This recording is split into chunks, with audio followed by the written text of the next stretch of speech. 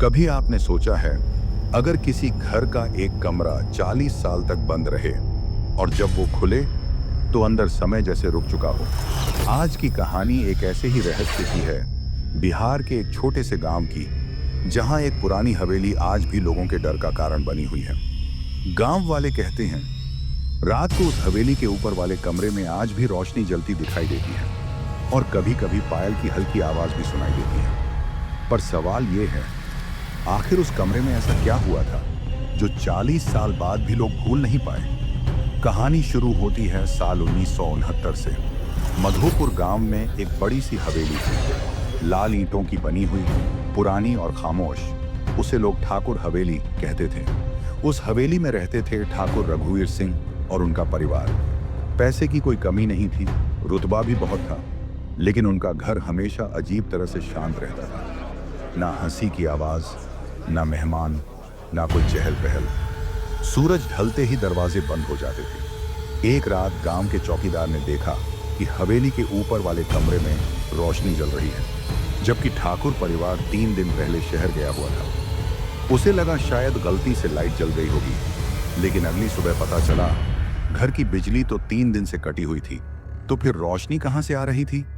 कुछ महीनों बाद एक और घटना हुई। ठाकुर साहब की 16 साल की बेटी मीरा अचानक गायब हो गई। रात को अपने कमरे में सोई थी।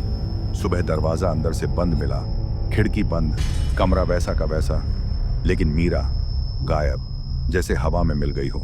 पुलिस आई, जांच हुई, पर कोई सुराग नहीं मिला। उस दिन के बाद ठाकुर साहब ने ऊपर वाला कमरा हमेशा के लिए बंद कर दिया। बड़ा सा ताला लगा दिया गया। गांव में बातें फैलने लगी।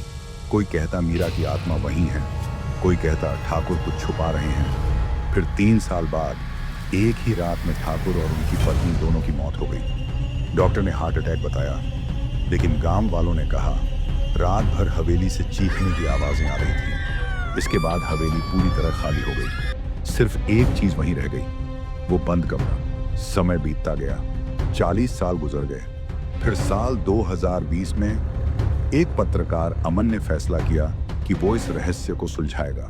लोगों ने मना किया, पर वो नहीं माना। कैमरा और टॉर्च लेकर वो हवेली में घुस गया।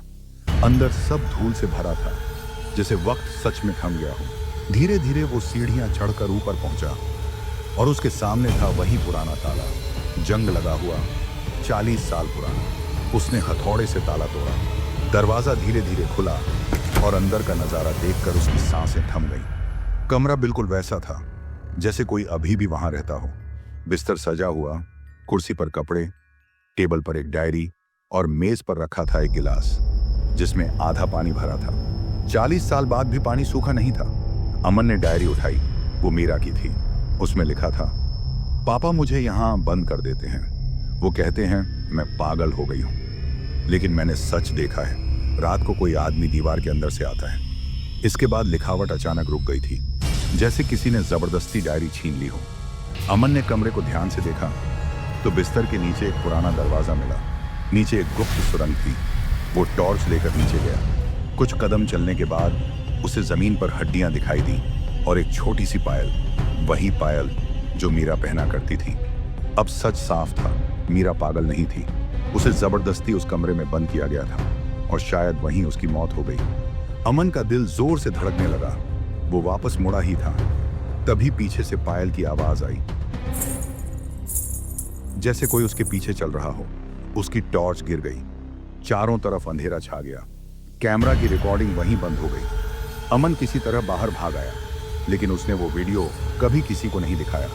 उसने सिर्फ इतना कहा, हवेली आज भी खाली नहीं है। तो दोस्तों, कभी कभी सच को दबाने की कोशिश ही सबसे बड़ा रहस्य बन जाती है। अगर आपको मौका मिले, क्या आप उस कमरे में जाएंगे या फिर दूर से ही भाग जाएंगे? ऐसी ही और रहस्यमयी कहानियों के लिए चैनल को जरूर सब्सक्राइब करें, क्योंकि अगली कहानी इससे भी ज्यादा डरावनी होने वाली है।